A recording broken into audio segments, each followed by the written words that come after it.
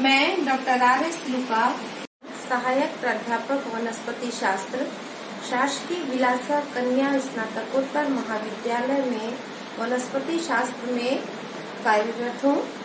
मैं आज MSc 4th same का 4th paper plant pathology disease of crop plant के एक टॉपिक के बारे में यहाँ पर व्याख्यान दे रही हूँ और यहाँ पर हम देखेंगे कि किस तरीके से ग्राउंड नट या मूंगफली में फंगस का इन्फेक्शन होता है।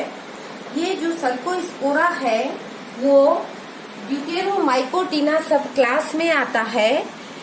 इस सब डिवीजन के फंजाई का थैलस माइसीलियल होता है, लेकिन इसमें सेक्सुअल रिप्रोडक्शन अनुपस्थित होते हैं। एल्सवर्थ ने 1973 में सब डिवीजन ड्यूटेरोमाइकोटिना को 3 क्लासेस में डिवाइड किया। पहला क्लास है क्लास ब्लास्टोमाइसिटिस। ये ट्रू फंजाई नहीं होता है और इसमें वेजिटेटिव स्ट्रक्चर जो है वो ईस्ट के समान दिखाई देता है। दूसरा क्लास है हाइफोमाइसिटिस, जिसमें वेजिटेटिव स्ट्रक्चर माइसीलियम के रूप में होता है और एसेक्सुअली रिप्रोडक्टिव स्ट्रक्चर कोनिडिया के रूप में होता है, जो कि कोनिडियोफोर के ऊपर में बनते हैं, जैसे सर्कोस्पोरा, अल्टरनेरिया, फ्यूजेरियम इत्यादि। तीसरा क्लास है सिलोमाइसिटिस।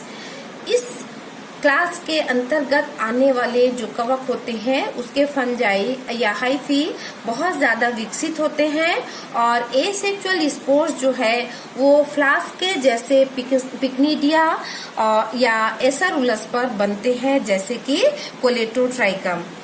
और ड्यूटेरोमाइकोटिना के अंतर्गत 1350 जेनेरा और लगभग 15,000 से लेकर के 25,000 से भी ज्यादा स्पीशीज आती हैं। चूंकि ये ड्यूटेरोमाइकोटिना के अंतर्गत आने वाला कवक होता है तो इसमें सेक्सुअल रिप्रोडक्शन नहीं होता है, इसलिए इस वंश को हम फॉर्म जेनेरा और स्पीशीज को फॉर्म स्पीशीज कहते हैं। आइए अब हम देखते हैं कि सर्कोस्पोरा किस तरह से इन्फेक्शन फैलाता है और इसका लाइफ साइकिल किस तरीके से पूर्ण होता है। ये जो सर्कोस्पोरा है उसका सिस्टमेटिक पोजीशन है division Eumycota, sub division Deuteromycotina, class Hyphomycetes, order Moniliales, family Dematiaceae और जीनस है सर्कोस्पोरा। सर्कोस्पोरा ग्राउंड नट में पाए जाने वाला बहुत ही कॉमन डिजीज है, जो कि इंडिया के बहुत क्षेत्रों में जहाँ पर ग्राउंड नट या मूंगफली लगाई जाती है वहाँ पर ये डिजीज पाए जाते हैं। और इंडिया से बाहर विदेशी कंट्री में भी, विदेशों में भी ग्राउंड नट पर इसका इन्फेक्शन देखा गया है। और ज्यादातर प्लांट्स में ये लीफ में संक्रमण फैलाने का काम करता है, इसलिए इसको हम लीफ स्पॉट ऑफ ग्राउंडनट कहते हैं। हम इसमें देखते हैं कि पत्तियों के ऊपर में छोटे छोटे गोल धब्बे जो है वो दिखाई देते हैं, इसलिए इसको हम टिक्का डिजीज ऑफ ग्राउंडनट भी कहते हैं। सर्कोस्पोरा की और भी बहुत सारी स्पीशीज हैं जो कि विभिन्न पौधों में रोग को उत्पन्न करते हैं, जैसे कि सर्कोस्पोरा कैनेवेली जो कि बीन्स में लीफ स्पॉट कॉज करता है, सर्कोस्पोरा कैप्सिसी जो कि चिली में लीफ स्पॉट कॉज करता है, सर्कोस्पोरा हिबिसी जो कि लेडीज फिंगर में लीफ स्पॉट को कॉज करता है, और सर्कोस्पोरा इंडिका जो कि अरहर में डिजीज को कॉज करता है। इसके अलावा सर्कोस्पोरा की 2 स्पीशीज और भी हैं, और भी बहुत सारी स्पीशीज हैं, लेकिन सर्कोस्पोरा अरेकिडिकोला और सर्कोस्पोरा पर्सोनेटा जो है ये tikka disease of groundnut cause करते हैं। सर्कोस्पोरा की लगभग 142 स्पीशीज इंडिया में रिपोर्ट की गई है, जो कि भिन्न भिन्न पौधों में रोग उत्पन्न करने का काम करते हैं। और यदि हम इसका डिजीज का सिम्टम यदि हम देखते हैं तो ये डिजीज के सिम्टम्स जो है वो ग्राउंड नट पे हमको दिखाई देते हैं। The tikka disease occurs as 2 distinct type of leaf spot caused by 2 species of Cercospora. First one Cercospora personata. ये स्मॉल और डार्क स्पॉट जो है वो होते हैं विच enlarge to about 3 to 8 mm in diameter. They enlarge to for dark brown to black blighted patches. मतलब जो leaf के ऊपर में हमको डार्क ब्राउन से लेकर के ब्लैक पैचेस जो है वो हमको दिखाई देते हैं।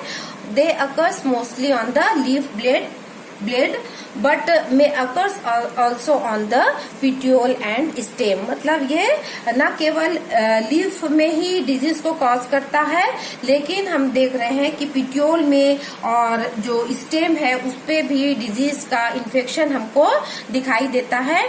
दूसरा जो डिजीज है या स्पीशीज है इसकी वो है सर्कोस्पोरा अरेकिडिकोला, जो कि इरेगुलर और सर्कुलर और लार्जर स्पॉट्स जो है वो हमको लीफ के ऊपर में हमको दिखाई देते हैं, जो कि चारों तरफ से ब्राइट येलो कलर से ये सराउंडेड होते हैं और circular hello with a dark brown centre. मतलब कि ये डार्क ब्राउन सेंटर जो है वो लीफ पे हमको दिखाई देता है, जो कि चारों तरफ से येलो कलर के स्पॉट से घिरा हुआ होता है।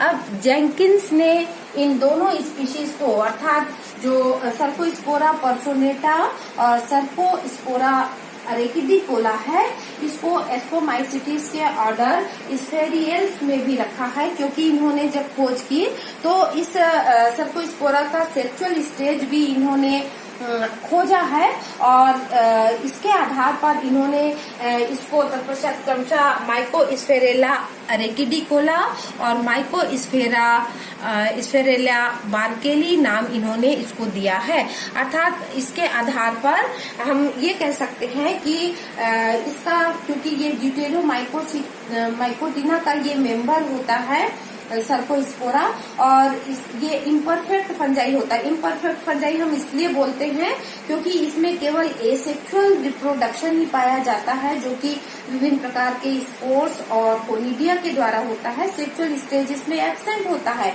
इसलिए हम ड्यूटेरोमाइसिटिस को हम इम्परफेक्ट फंजाई भी बोलते हैं।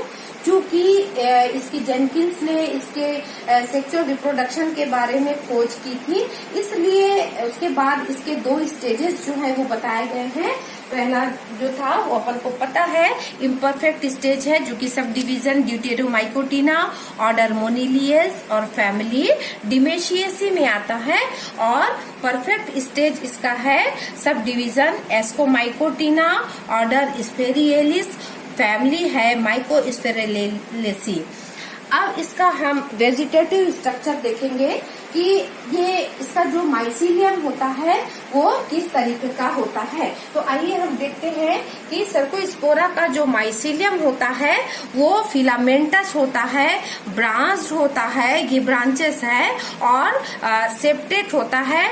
और 2 तरह के माइसीलियम इसमें पाए जाते हैं, इंटरसेलुलर और इंट्रासेलुलरी माइसीलियम इसमें पाया जाता है। एक्चुअल में ये जो माइसीलियम होता है वो जो सब एपिडर्मल जो रीजन होता है लीफ का, उसके हाइमेरियल लेयर में ये पाए जाते हैं। और हम देखेंगे कि जो ग्राउंड नट में सर्कोस्पोरा पर्सोनेटा के द्वारा ये इन्फेक्शन जो है वो दिखाई देता है। और ये भी देखा गया है कि ये जो फंगस होता है वो होस्ट सेल के भीतर में हॉस्टोरिया भी जो है वो उत्पन्न करता है या बनाने का काम करता है। और इस हॉस्टोरिया का काम होता है कि वो होस्ट प्लांट से या होस्ट टिश्यू से सेल से वो भोज्य पदार्थों का अवशोषण करता है। और हम देखेंगे कि जो उनकी लीव्स की जो सेल्स होती हैं उनके बीच में जैसे 2 सेल्स के बीच में यदि माइसीलियम होता है तब वो इंटरसेलुलर माइसीलियम कहलाता है। और जब वो माइसीलियम जब है होस्ट के भीतर में सेल्स के भीतर में जब पेनिट्रेट करता है तब उसको हम इंट्रासेल्युलर माइसीलियम कहते हैं। इसमें हम माइसीलियम जो हम देख रहे हैं कि ये मल्टी न्यूक्लिएट भी जो है वो होता है। तो जो हायर ग्रुप के जो फंजाई होते हैं उसमें माइसीलियम जो है वो well developed, filamentous, branch, septate और मल्टी न्यूक्लिएट होते हैं। सेम वैसे ही सर्कोस्पोरा में भी इस तरह का माइसीलियम जो है वो पाया जाता है। अब हम देखते हैं कि सर्कोस्पोरा का जो रिप्रोडक्टिव स्ट्रक्चर है वो क्या होता है। जो सर्कोस्पोरा है उसमें एसेक्सुअल रिप्रोडक्शन पाया जाता है और ये जो है वो कोनिडिया के द्वारा ये एसेक्सुअल रिप्रोडक्शन होता है, जो कि इस कोनिडियोफोर पर ये कोनिडिया जो है वो उत्पन्न होते हैं। जो कोनिडियोफोर होता है वो स्मॉल होते हैं, मोटे होते हैं, अशाखित, लेकिन ये सेप्टेट होते हैं। हम देख रहे हैं कि जगह जगह ये कोनिडियोफोर पर सेप्टा जो है वो दिखाई देते हैं। और ये जो कोनिडिया होता है ये कोनिडियोफोर के शीर्ष पर एकल रूप से विकसित होते हैं। हम देख रहे हैं यहाँ कोनिडियोफोर पर ये एकल रूप में कोनिडिया जो है वो लगे हुए हैं। और कोनिडिया निर्माण के बाद कोनिडियोफोर्स जो है वो सिम्पोडियल ब्रांचिंग जो है प्रदर्शित करने का काम करते हैं। ये सिम्पोडियल ब्रांचिंग का मतलब होता है कि इसके बाद जो कोनिडिया होता है वो लेटरल साइड में अरेंज हो जाते हैं। हम यहाँ पर डायग्राम में देख रहे हैं कि पहले ये शीर्ष पर ये कोनिडिया जो है वो लगे हुए हैं और सिम्पोडियल ब्रांचिंग उत्पन्न करने के बाद ये लेटरली अरेंज जो है कोनिडिया हो जाते हैं। और जगह जगह हम देखते हैं कि कोनिडियोफोर पर नी या घुटने के जैसे शेप में नी शेप्ड गांठें जो है वो पाई जाती है। और इस तरह का जब नी शेप गांठ जब पाया जाता है तब इस प्रकार की प्रक्रिया को हम जेनिकुलेशन कहते हैं। और प्रत्येक जो कोनिडिया होता है यहाँ पर हम देख रहे हैं कि ये जो कोनिडिया है, एक्चुअली अभी मैं बता दूं कि जो कोनिडिया का जो माइसीलियम जो है जब वो होस्ट में इन्फेक्शन फैलाता है तो जो लीफ का जो एपिडर्मिस होता है ना, अपर सरफेस होता है, एपिडर्मिस में छोटे छोटे स्टोमेटा जो है वो पाए जाते हैं, है ना। ये आउटर ओपनिंग होती है। इस स्टोमेटा के द्वारा कोनिडिया ये स्पोर्स जो है वो होस्ट के भीतर में पेनिट्रेट करते हैं। यहाँ पर हम देखेंगे कि ये जो कोनिडिया होता है वो इसका बेस जो है वो राउंडेड होता है और टिप जो है वो पॉइंटेड होता है। और कोनिडिया जो है वो मल्टी सेप्टेट होता है। हम देख रहे हैं कि ये हाईलाइन तो दिखाई देगा, हाईलाइन होता है कोनिडिया, लेकिन यहाँ पर हम देख रहे हैं कि बहुत सारे सेप्टा जो है वो दिखाई दे रहे हैं। इसका बेस जो है वो गोल है और शीर्ष जो है वो पॉइंटेड होता है।